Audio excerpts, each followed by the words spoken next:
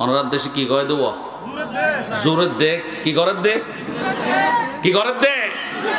জোরের দে কেন জোরের ওয়া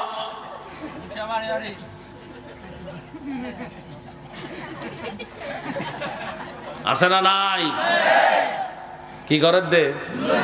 আরো জোরে জোরের দে ইতারা হইলে গরিব মুসল্লি কি মুসল্লি আরেকটা আছে দ্বিতীয় প্রকারের মুসল্লি ইতারা হইল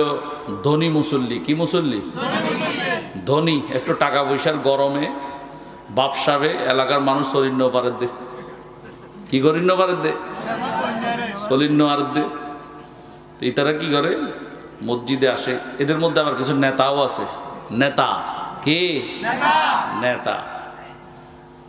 সনওয়া মসজিদে আইয়ারও নেতাগিরি করেন দে এই নেতা এবং ধনী এই শ্রেণীর কাছে ওলামায়ে কেরামের কোনো মূল্য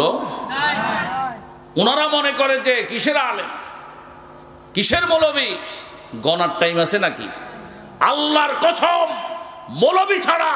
মাওলানা ছাড়া মুফতি মুহাদ্দিস খতিব ইমাম মুয়াজ্জিন ছাড়া তোমার জন্ম হয় নাই তোমার মুসলমানি খাতনা হয় নাই বিয়ে হয় নাই মৃত্যুর জানাজাও হবে না আখিরাতে সুপারিশ হবে না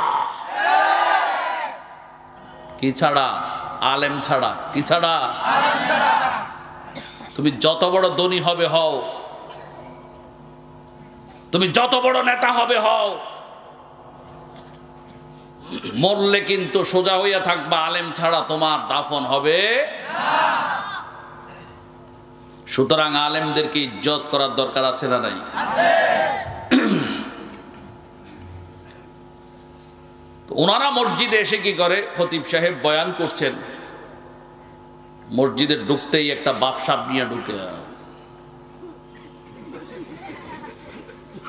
আসছে মসজিদে কি করছে আসছে এসে খতিব সাহেব বয়ান করছে ওনার উচিত ছিল খতিব সাহেবের বয়ান বিষয়ভিত্তিক বয়ান জুমার আলোচনাগুলো অত্যন্ত গুরুত্বপূর্ণ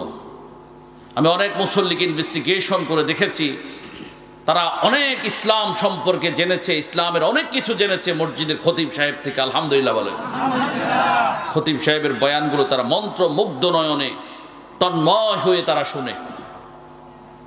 কিন্তু এই ধনী নেতা গোছের মুসল্লিগুলো তারা করে কি একটা বারো মাথা উঠায় না আসছে মসজিদে আসে সবার পরে বসে কোন কাতারে প্রথম কাতারে মসজিদ যেন তার বাপ দাদার 14 গোষ্ঠীর মানে জমিদারির কি মসজিদ মামার বাড়ির মোয়া মামার বাড়ির আবদার তিনি আসবেন পরে মুসল্লিদের মাথার উপর দিয়ে টপকাইয়া তিনি আগার কাতারে চলে যাবেন আছে না নাই তো তিনি করেন কি আগার কাতারে গেছেন ভালো কথা আগার কাতারে মুসল্লির দায়িত্ব বেশি না কম বেশি তো তিনি হুজুর খতিব সাহেব আলোচনা করছেন তিনি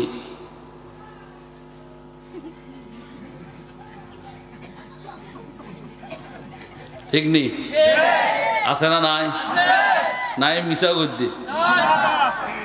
অদে অদে না